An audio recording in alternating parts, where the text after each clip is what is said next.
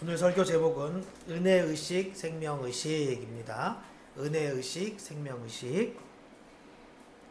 먼저 오늘 본문의 내용을 간단하게 말씀드리겠습니다. 오늘 본문은 다윗이 아말렉과의 전투를 승리로 이끈 직후 발생한 에피소드를 보여주고 있습니다. 전투는 승리로 잘 끝났습니다. 그런데 그 이후에 좀 문제가 발생했는데요. 우리도 살다 보면 어떤 일이 잘 마친다고 해도 꼭 그 뒤에 생각지 않은 문제가 발생하기도 하지요. 오늘 본문도 그런 케이스입니다. 어떤 문제였냐? 전리품을 놓고 갈등이 터진 것입니다. 처음에 아말렉을 추격할 때 다윗의 군사들 숫자는 모두 600명이었습니다. 하지만 중간에 너무 지친 군사들도 있고 해서 그렇게 지친 200명은 대기를 하면서 쉬게 했습니다. 그리고 나머지 400명을 데리고 아말렉과 싸웠던 것입니다. 어찌되었건 결과는 하나님의 도우심으로 큰 승리를 거두게 되었고, 이에 다윗은 그 대기하고 있던 200명의 군사들과도 전리품을 나누면서 기쁨을 함께 하려고 했습니다. 자, 그런데 이런 조치에 대해서 딴지를 거는 사람들이 생긴 거예요. 아니, 이게 말이 됩니까? 지들이 약해서 전투에 참여하지 못한 건데 그 사람들에게는 전리품을 주지 않는 것이 마땅합니다. 이렇게 주장을 한 것이죠. 어떻게 보면 그런 주장도 완전히 틀린 것은 아니지요. 수고한 만큼 대가를 얻는 것이 정의로운 것이다. 우리도 보통 이렇게 생각을 하지 않습니까? 다윗 공동체 안에서도 이런 소란이 발생했다는 것입니다. 그렇다면 다윗은 어떤 결정을 내렸을까요? 오늘 본문을 보셔서 아시겠지만 다윗은 전쟁에서 승리하여 얻은 전리품을 그 200명과도 함께 나누겠다고 선포를 합니다. 23절을 보실까요? 다윗이 이르되 나의 형제들아, 여호와께서 우리를 보호하시고 우리를 치러 온 그 군대를 우리 손에 넘기셨은즉 그가 우리에게 주신 것을 너희가 이같이 못하리라. 이 일에 누가 너희에게 듣겠느냐? 전장에 내려갔던 자의 분깃이나 소유물 곁에 머물렀던 자의 분깃이 동일할지니 같이 분배할 것이니라. 이렇게 다윗은 자신들이 전쟁에서 승리할 수 있었던 것은 자신들의 전술과 전략이 뛰어나서가 아니라 오직 하나님이 도와주셨기 때문이니 전쟁의 공도 하나님께 있으며 그 전리품도 함께 나누는 것이 마땅하다고 사람들을 설득합니다. 더 나아가 다윗은 이런 조치를 아예 원칙으로 정하게 됩니다. 자, 이제 이런 내용이 오늘 본문의 내용인데요. 저는 오늘 본문을 통해서 우리가 반드시 배워야 하고 또 우리의 것으로 삼아야 하는 중요한 의식들을 발견할 수 있었습니다. 그러니까 오늘 본문 안에는 우리가 본받아야 할 하나님의 마음, 신앙인이라면 마땅한 그런 행동의 기준이 들어있다는 것입니다. 두 가지로 정리가 될 것 같은데요. 하나는 은혜의식입니다. 그리고 다른 하나는 생명의식입니다. 먼저 오늘 본문은 은혜의식이 얼마나 중요한지를 잘 보여주고 있습니다. 여러분, 은혜가 뭘까요? 거저 얻게 된 선물 아닙니까? 내가 대가를 치르고서 얻어낸 것은 은혜가 아니지요. 하지만 은혜는 나의 수고가 없음에도 불구하고 유익을 얻게 된 것을 의미합니다. 대표적인 은혜가 여러분과 제가 얻게 된 구원이지요. 우리는 한이 없이 넓으신 그 하나님의 은혜로 구원을 얻었다는 것입니다. 따라서 다윗은 지금 이런 은혜의식을 바탕으로 일을 그렇게 처리한 것입니다. 이 전리품은 하나님이 전쟁에서 승리하게 해주셔서 얻게 된 전리품이다. 그러니 우리 이스라엘 누구나 동일하게 이 은혜를 나누는 것이 마땅하다. 이렇게 말하고 있는 것이죠. 반면에 전쟁에 참여하지 않는 사람에게는 절대로 전리품을 줘서 안 된다라고 주장하는 사람들은 사실 은혜를 무너뜨리는 악한 자라고 할 수 있습니다. 은혜의식이 없는 사람들입니다. 그래서 오늘 성경에서도 이들을 가리켜 악하다고 규정을 하는 것을 보게 됩니다. 이 은혜의식에 대해서는 오늘 본문 말고도 다른 성경 본문에서도 참 많이 말씀하시는데요. 대표적인 내용이 바로 1만 달란트 빚진 자 이야기입니다.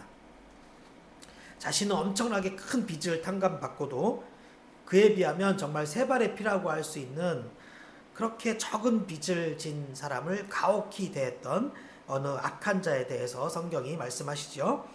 결국 그 악한 자도 은혜의식이 없다는 것이 가장 큰 문제였습니다.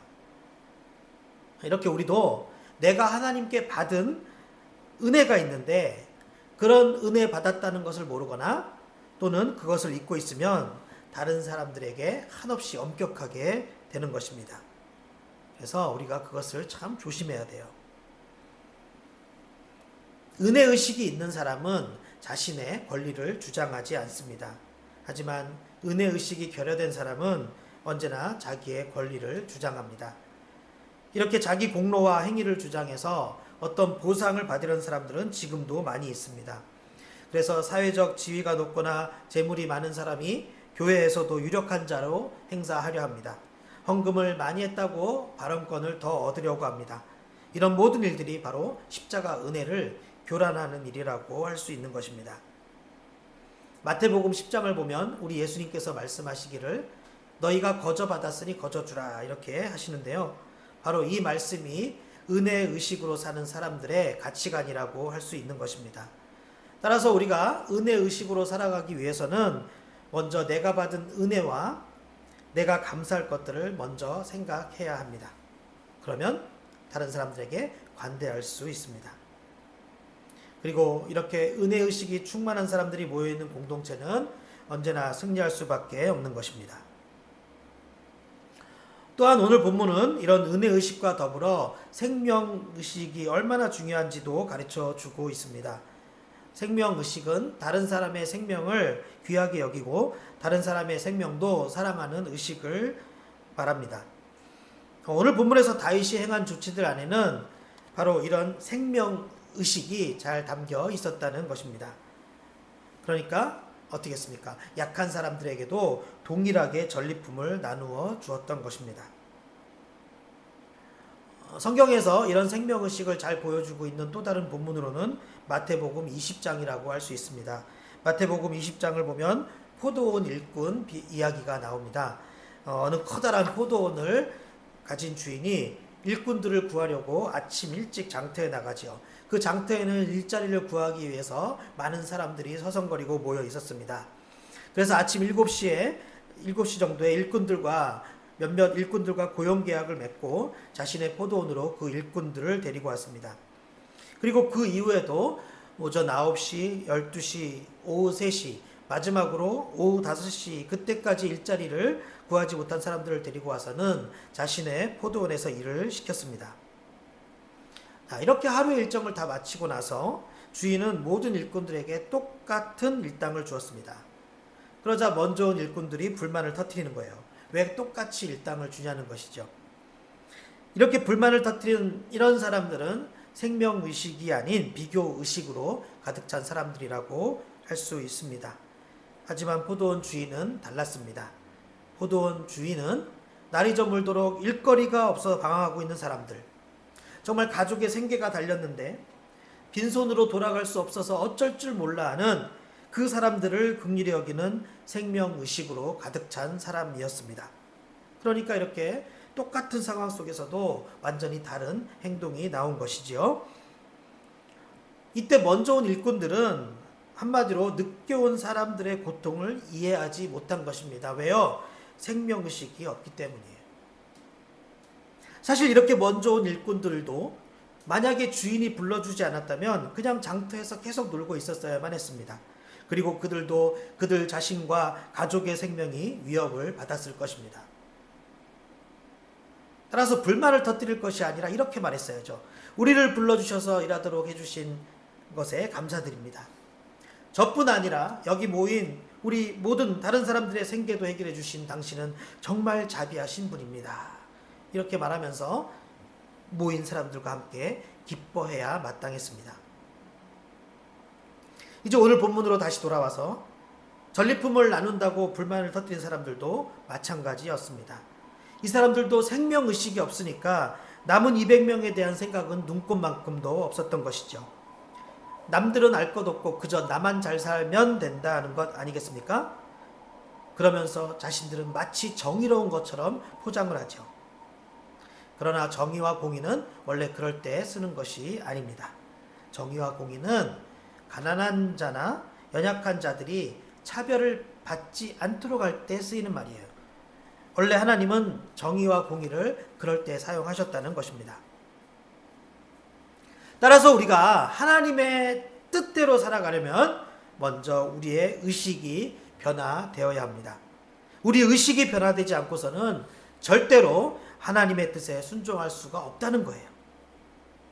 아무리 자신의 생각에 옳다고 생각하고 또 그 생각대로 잘 행동하는 것처럼 보여도 하나님 보시기에는 오히려 그저 악을 되풀이하는 것에 불과할 수 있다는 것입니다.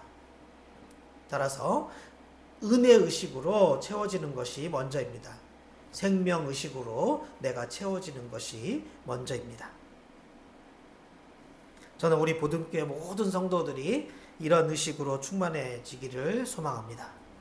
그래서 우리 교회 공동체 안에 은혜의식과 생명의식을 바탕으로 한 모습들이 많이 드러났으면 좋겠습니다. 십자가의 은혜를 기억하면서 자기 공로에 대한 보상이 아니라 함께 동일한 은혜 받기를 소망하는 그런 공동체가 우리 보듬교회였으면 좋겠습니다. 오늘 우리 모두 주신 말씀, 이 말씀을 마음에 잘 새기고 또 실천함으로써 보다 더 큰 은혜를, 더 큰 복을 누릴 수 있기를 예수님의 이름으로 축원합니다.